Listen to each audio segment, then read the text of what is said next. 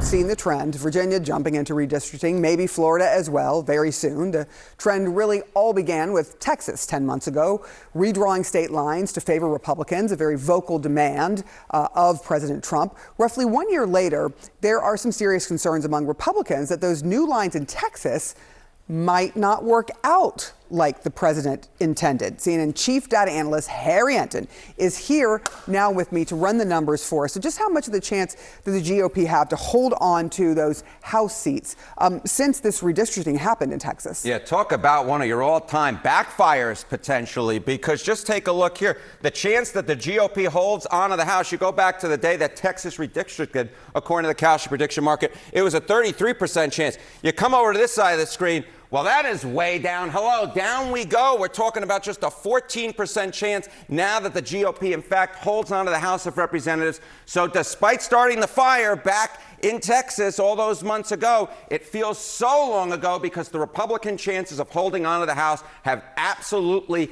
declined. Down we go into the water. Look, it's not unusual when the Republicans are in power and then the midterm comes. We've seen this with Democrats, Republicans throughout the history. But how much has the national environment moved toward them? Yeah, okay. So, you know, at the end of the day, a rising tide lifts all boats if you're the case of a Democratic Party, right? And what we've seen is a massive shift on the national level. You can see in the generic congressional ballot. Just take a look here. I mean, this just tells the story, right? Back when the day that Texas redistricted, Democrats held a lead on the generic ballot, but it was just 3 points. Since that time, that lead has doubled. It has doubled to 6 points. I don't care how much you redistrict. If you have a 6-point national environment in your favor, if you're the Democrats, Republicans can only redistrict so many seats. And at this point, they're actually behind when it comes to redistricting. Democrats have actually gained more seats. So not only are you seeing that the redistricting has moved against the Republican Party, the national environment has moved against them as well. You got a 6-point lead if you're the Democrats. This is the type of thing you say, yes, yes, yes, we're getting that majority back. And that's why one of the reasons why their chances have gone way, way up and the Republican chances have gone way, way down. What about on the individual level, individual seats? Yeah, okay, so you take a look at the national environment here, right? But what about seat-by-seat analyses like those that are done by Inside Elections or the Cook Political Report? You can see it here. Okay, party edge and House seat pickup chances. You know, the day that Texas redistricted, look at that. Republicans actually had an edge in terms of the potential seat pickup opportunities. That is the toss-up seats or those that were leaning in their direction. They had a lead of 8. But look at where we are today. Democrats actually hold the lead. They have a net pickup opportunity of 12 seats. That's a 20-seat shift, a net shift in their direction. That is partially because of the redistricting. It is partially because of the national environment. But the bottom line is this. If Donald Trump and the Republican Party thought that they could tilt the midterms and their elections because of the Texas redistricting, they were sorely, sorely mistaken. It is interesting, though, because now there's a battle in Virginia over the redistricting that the voters approved.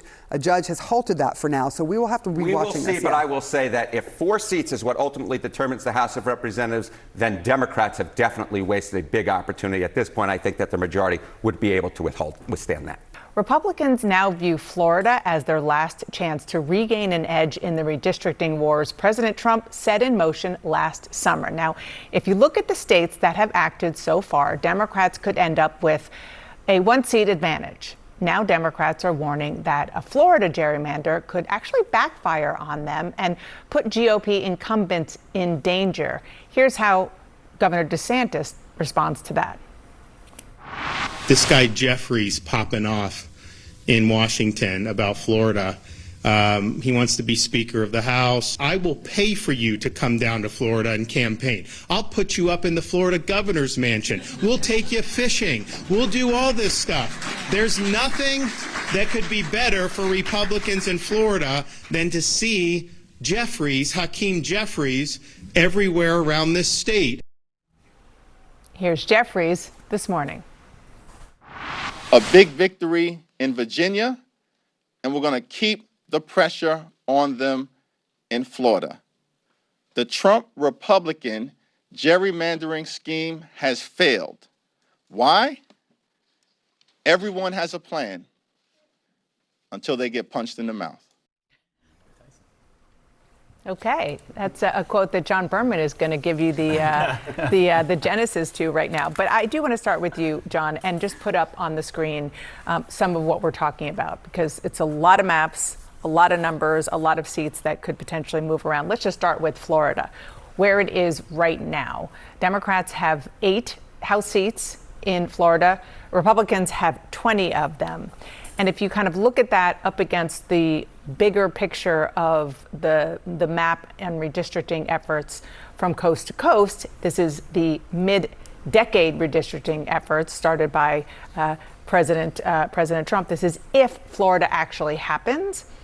It could give Republicans a net 2 before the votes even happen in November. Yeah, which is a lot less than the 5 they thought they were getting from Texas alone when this all started. Look, it's either a wash, +1, +2, and it's pretty rich that President Trump and the Republican Party now needs to go hat in hand to Ron DeSantis of Florida, the president's sort of Republican frenemy who ran in the primary against him. And you could see Ron DeSantis in that clip, I think, relishing the moment a little bit, saying, oh, now you want me. Now you need me. Now you need me to jump to the rescue here. But look, redistricting and gerrymandering is an art, not a science. The votes have to come from somewhere, and there are a lot of Republicans, incumbents in Florida right now, not happy with the idea of their voters being pulled from their district to run in some of those other swing districts that they want to pull from the Democrats there. So we'll see what happens here. And that quote was from Mike Tyson. Mike, I heard you saying it, so I wanted to give you the opportunity to everyone has a plan until you get punched in the face, is what Mike Tyson said. I just want to say this is why John Berman has won Jeopardy like a million. Abby, let me read, just to sort of pick up on one of the points that John was making, a quote from a Republican consultant in Florida. According to Alvarado, Democrats will still have 8 safe seats, the same as now, while 7 seats will become toss-ups. Even a map designed to just protect at-risk Republican incumbents would likely make every Democratic seat safer, leaving Republicans to defend 3 competitive seats. Translation, Democrats will feel stronger, and the Republicans, who you're trying to draw more seats for, could be more vulnerable. The first rule of redistricting is don't draw a map that will backfire. And for instance, the Texas map that was drawn in 2021 was drawn for a cycle like this to protect Republican incumbents to spend as little as money as possible to protect these seats. And so what Trump has pushed the party and Democrats have done in response is to take a maximalist approach, which will spread the Republican voters thin, and that endangers Republican incumbents. And that is also happening on top of a collapse of the Hispanic vote in Republican parties, which is a big issue in Florida. And so this is nothing but a gang war where one side wants 2 and the other side takes 2. Yeah, I mean, very, very well said. John also mentioned DeSantis and the rich notion and the sort of the drama playing out right now about whether or not DeSantis is going to do this, and the pressure that is or is not coming privately and publicly from the White House, including from people who, the chief of staff, Susie Wiles, who has a I think it's not even, I don't know if you even say frenemy. I mean, they have a complicated. I think the FR is out of it. They worked, Susie Wiles worked for and with Ron DeSantis for a while, and then broke and was and is still with Donald Trump. James Blair, who's the political director, or at least was until a couple of days ago. He's in charge of politics in Trump world right now, also from Florida. Listen to the way that he kind of tried to dance a little bit around the question of the pressure on DeSantis when I interviewed him yesterday. I think that Ron DeSantis has drawn the maps before.